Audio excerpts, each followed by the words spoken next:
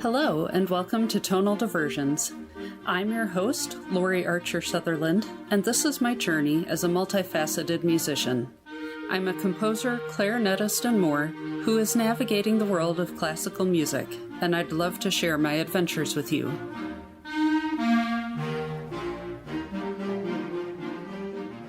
Next up are tools that I use in my clarinet playing. I won't go into a ton of detail here simply because what works for me won't necessarily work for you and vice versa. Clarinet gear is so dependent on each individual person, but you may find something that you'd like to try out for yourself. Beyond the clarinet itself, the thing that's going to vary the most are your reeds, your ligatures, and your mouthpieces. And usually those are the first things that people change as opposed to changing their instrument when they want to try to get a different sound or improve their sound or whatnot. For reeds, it's Ligatures, hands down for me. I started using them not long after they appeared on the scene, and at this point, it would take some pretty good convincing to get me to switch back to cane. For my B-flat clarinet, I love the European signature, and for my bass, I actually prefer just the regular signature. I love that they actually have true contrabass reeds, because those are wider than bari sax reeds, and they fit the mouthpiece I use. Plus, they don't warp. I hated having to spend $50 or more on a box of 5 good contra reeds that were probably going to warp because I didn't play contra nearly enough to keep the reeds in shape. At this point, there are a lot more options about keeping your reeds from warping, and they're a lot easier tools to use for that as opposed to what we would cobble together, previously. But still, that's not enough to convince me to go back to cane. The good and the bad about Ligatures is that they last for a really long time, and it's great because they last. Because when you look at just a single reed price, yes, Ligatures cost a lot more than a cane reed. However, you get so much more use out of each of those reeds. But because they last so long, it can be easy to kind of forget when you started using them and then realize that you've been using the same reed for way too long, and that happened to me recently. I was having a really wretched practice session one day, and I started just thinking about how long I've had that particular reed, and I realized it was a long time. So I bought new reeds, and I have been much happier. So they do wear out eventually, but you'll get your money's worth out of it. Ligatures are another thing that clarinet players just seem to love to buy and test out. The primary purpose of a ligature is to simply keep the reed on the mouthpiece. There's so many different styles of ligature, and there's a ton of different materials. If you really need to, you can use a shoelace, and there is an old clarinet book out there that pretty much says the shoelace is the only good ligature. I disagree simply because I've used a shoelace before, and having to wrap it around the mouthpiece each time is just a pain. Over the years, I've had good success with Ravner ligatures, and they make them for pretty much any instrument you need them for. They're easy to find, they're not horribly expensive, and they do the job. And they work well with Ligatures reeds. For my B-flat, I did switch to an Eddie Daniels gold ligature. Those are really new on the scene, and they had a special price for music educators, and I jumped on it, and you got a pack of the 3 different materials. I'm using the gold ligature, and that's the one I've liked the most so far. I personally didn't love the carbon fiber ligature, but I ended up selling that one to a student, and he loves it. So, just like I said earlier, it's so dependent on the individual.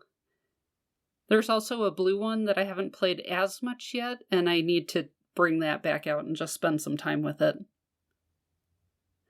I like that these also are working with the Ligatures. There are some ligatures that they just don't work with Ligature reeds for various reasons. If you really want to get into some ligature stuff, go check out Michael Lowenstern's video on ligatures. It's great because he does typical ligatures and then he starts pulling random stuff out from around his house, like a rubber band and a shoelace and other things. It's pretty entertaining. Mouthpieces are the other part of that trio of reeds, ligatures, and mouthpieces that are so independent, to each person. And again, what I like isn't what everybody likes, but, sometimes it's just nice to hear what other people play on. For B flat, I've gone through several different mouthpieces over the years, and I'm still settling on my ultimate favorite mouthpiece, which I haven't found yet. Right now I'm playing on a D'Addario Reserve Evolution marble mouthpiece, the EV10, and I've really liked it. The mouthpiece I was using before isn't being made anymore. It was made just for a short time, and part of the reason I thought about looking for different mouthpieces is just because what if I needed one? I couldn't buy the one that I'd been using. I have a Bakun mouthpiece that, honestly, I can't remember which model it is at the moment, and I got that in one of their sales, and I just need to play around with it some more. I like it, but I think it doesn't like the specific reeds I've been using, so I would need to just kind of fiddle around with that and try out a couple different reeds to see if I can get it to respond differently. I know a lot of folks love Bakun, and I've heard really good things about their Vocalese line. I will say it's really easy to fall into the gear trap of wanting to try a lot of different things. I'll admit I love trying things out because you never know what might catch your fancy and, be oh yeah, this is the mouthpiece that I love. The catch is balancing wanting to try things versus how much money you want to spend versus whether your current setup is actually rather good and you don't need to mess with it. For bass clarinet, I've used a Walter Grabner CXBZ mouthpiece since shortly after I bought my instrument, and so that's close to 20 years now. I don't think he makes that model anymore, but he keeps track of serial numbers, and I'm pretty sure I could call him up and ask him to make another with the same specs that I have right now. Fortunately, I have not had to do that.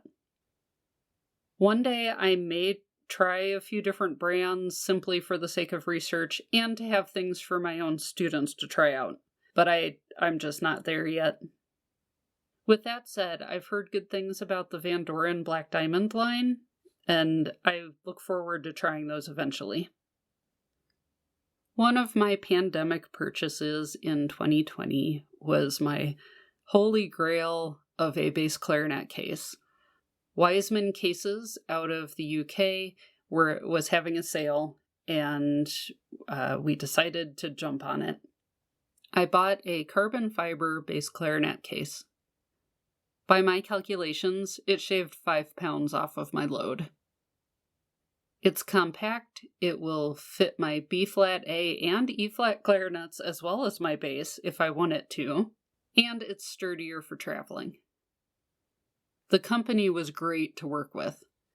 After I placed my order, they contacted me and asked me all about what I was going to put in the case so that they could make sure that things would fit. And so, yeah, they were awesome to work with. I would recommend them. They will make a case for whatever you want. They are expensive, and they're coming from the UK, which, depending on the exchange rate, if you're in the US, might or might not be pretty at that point. But so far, this case has been totally worth it. On a side note, I've heard really good things about the Reed and Squeak cases. And I gotta say, I love their name. I eventually want a double case for my B-flat and A, and I am looking into Reed and Squeak for that one. But that's for a later date. I'm usually playing either B-flat or bass, and so I just don't have a strong need for a new double case yet. Next up are tuners. Tuners are an important tool for any instrumentalist. We really need to have a tuner no matter who you are or how long you've been playing or what wind or brass or even string instrument you play. You need a tuner. The good news is that with cell phones, there are a ton of free apps out there, and so you really have no excuse not to have a tuner. Me and a lot of other people I know, we like TE Tuner. It's hard not to like a tuner that gives you a smiley or frowny face to show you whether you're in tune. My favorite is the little purple face that kind of has a expression going on when it can't figure out what in the world you're trying to do. I've also liked snark tuners.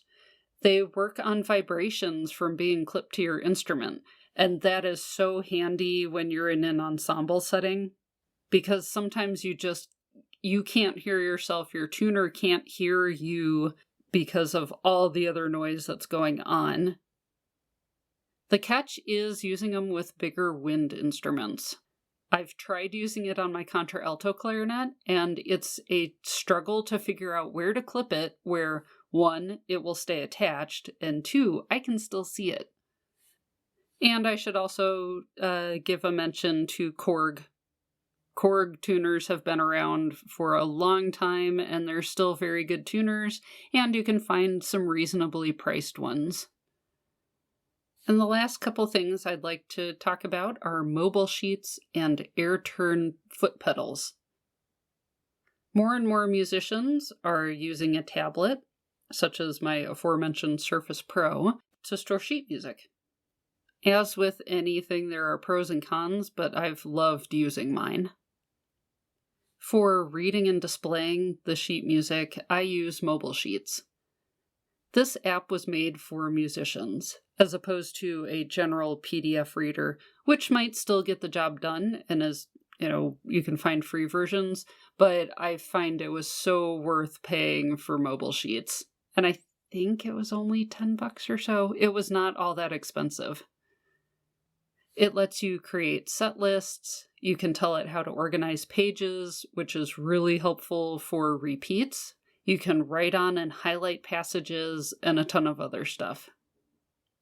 I know there's at least one competitor out there, but I've enjoyed Mobile Sheets and haven't had a reason to try anything else out. I also use the AirTurn Duo foot pedal. While you can use your finger to tap Mobile Sheets to turn the page, I just love having a foot pedal, and it makes things so much easier. And honestly, that's the only thing I use the foot pedal for, even though I know you can do more with it, especially if you're into performing with like looping software and stuff like that. I know there's a ton of stuff you can use the pedal for with that. I have Mobile Sheets set up so that when a song has a repeat, I tell it to do, say, like page 1 and 2 and then page 1 and 2 again. And this way I can just forward pedal through the whole piece, because honestly, I don't trust myself to backpedal during a concert. I hope you've enjoyed this mini-series on tools of the trade. I would love to hear from you about what you use and find interesting, even if it's not specifically for composition or clarinet. Any music-related software or gear or whatever, please feel free to reach out to me. I'd love to hear from you. Until next time. Thank you for listening to Tonal Diversions. Subscribe wherever podcasts are found and share with a friend.